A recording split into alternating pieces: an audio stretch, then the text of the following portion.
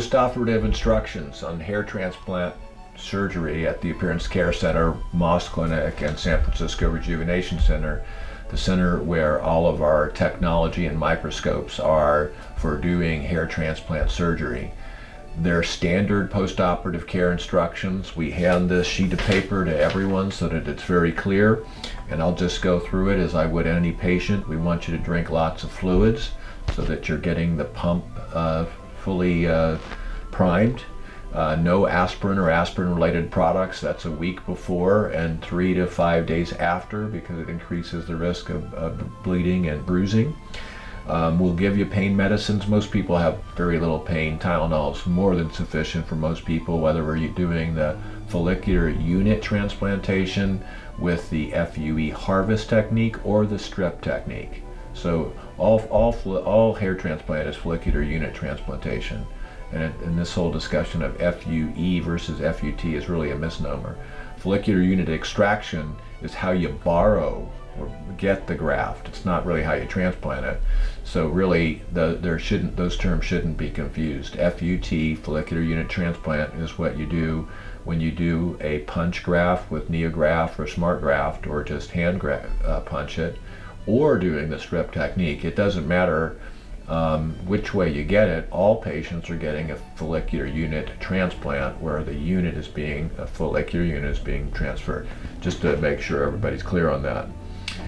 Rarely if ever, do we use bandages. We like your head elevated for the first day. You can get a little frontal swelling for some patients, so keeping it elevated is a good idea. That usually resolves within 2 or 3 days. It's not very long, and it's usually from the local. If we give you some local and you get a little bit of bruising from it. And then I give you a hairspray bottle. Everybody gets this, and when I say hairspray, I'm not talking about styling. It's a bottle that's a pump bottle that's going to be filled with normal saline, salt water. And we ask you to use it 3 to 5 times a day, but you can't really use it too much. Each hair graft is going to have a little firm scab at the end of it, right at the skin junction. And that scab we want to keep soft, so that when you bump it or touch it or put a hat on, which you're welcome to wear hats or caps as long as they're not sticky, I don't want the hair graft to pop out because it's got a stiff little crust at the bottom. And we don't like ointments either because they interfere with the healing. So we don't like ointments on the hair grafts. We do it on the incision, but not on the grafts. So this hair treatment with the spray bottle using saline just to keep the scabs nice and moist. We'd like them to be nice soft crust, no scabs at all. They're really tiny, they're little dots. But what's important is they can create a mechanical fulcrum where the little hair that I'm transplanting with the hair follicles themselves can act as a springboard with that fulcrum and actually push the hair out. So keeping them soft is great, and just doing that with the spray, and you can't use it too much, 3 to 5 times a day.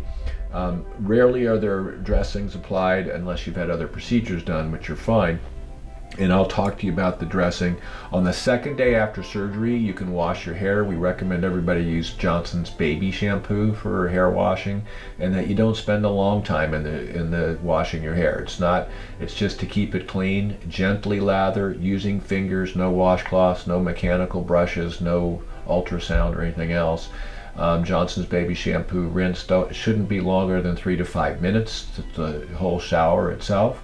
But it's good to keep the wound cleaned, and that's the second day after surgery, and we don't want you soaking in the tub, just like all instructions. There's no hot tubs, there's no saunas, spas, steam rooms, all that kind of stuff is out. In fact, I don't like anybody doing bending, lifting, or straining exercises for at least the first 2 weeks. You can do Stairmasters, you can do stationary bicycle, you can do walking, but really any bending, lifting, or straining is just likely to cause problems. So for a couple of weeks you take that off the list. The third day after, you can, as I said, you can use washing with, but the blow dryer is okay only after the first 5 days. So the first few days, first couple days, you can rinse your hair off after 2. Soap and shampoo you can use lightly, and then by the 5th day after surgery you can use a blow dryer, not excessively. I don't want it to get too hot. And back to medication. So just a summary on meds. Everybody will be given an antibiotic pre and post-operatively. Everyone will be given Cinac, which helps with if you get any bruising. Not very common, but if you get any, it will help to reduce it. It may help to reduce swelling also. So you've got those two. A pain med will give you, but most people really only need Tylenol. I encourage people, if you're doing hair grafting, you should be on finasteride. My dosing range is the lower dosing range for it. I believe you can get the same results, in our data over 10 years has shown that, but using 4.5 milligrams per week versus 7. But using that, and we'll start you back on hair topicals, Rogaine or our Hair Restore, usually after the scalp is healed, because it can be a little bit irritating. So we don't want you on that for at least a couple weeks. And then finally, probably the most important thing, it's very tempting, especially when you've had a lot of hair grafts, to look at it, to touch it, to feel the grafts, but I would encourage you to avoid that. Your hands may be dirty. Picking at the crust or trying to get rid of them manually is a bad idea. You'll pull the hair out. On the first day after surgery, I will inspect your scalp very carefully.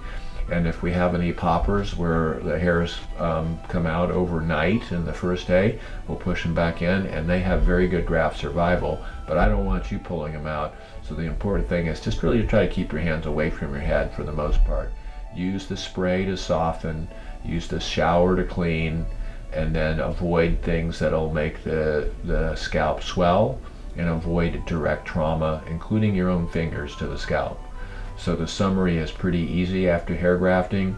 They have those little hair follicles, the actually hair that we've transferred, it's about a ½ an inch long, is going to fall out. The hair starts growing back after 3 to 6 months. It won't do it all at once, so it doesn't look like a crop. They start individually. And by 2 weeks, you just treat your scalp just like you would normally. As those hairs come out, new hairs come in after that 3 to 6 month period, and you'll have a nice head of hair as hair grows about a ½ inch per month. Usually sometime between 6 and 12 months, you'll see a nice result in hair density, thickness, and distribution.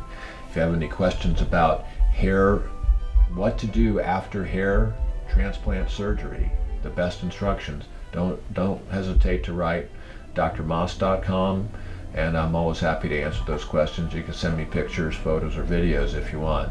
drmaas.com is a pleasure. It's always great to see you looking your best.